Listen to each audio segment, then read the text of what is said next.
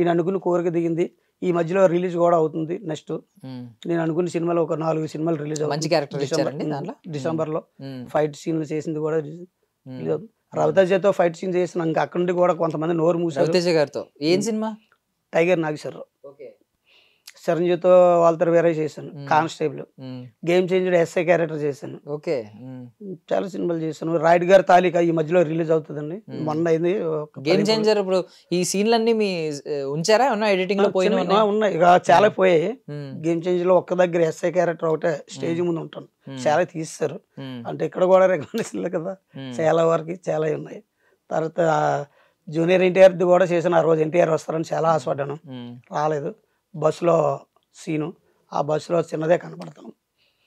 ఆ ఒక సీన్ ఎప్పుడైతే రాదని మేము వచ్చేస్తాం. ఇప్పుడు మీరు మీకు ఎంతో కొంత ఒక 1000, 1500, 500, 2000 ఎంతో కొంత పే చేస్తున్నారు. డబ్బులు అయితే వస్తున్నాయి, ఓకే. బట్ మీరు అంత కష్టపడి చేసిన తర్వాత ఆ సీన్లు ఎడిటింగ్లో లేపేస్తే మీకు కోపం రాదా? బాధ ఉంటుంది, తప్పదు. అన్నట్లు చేసామంటే రెండోసారి ఇంక వేరే సినిమా ఫిల్టర్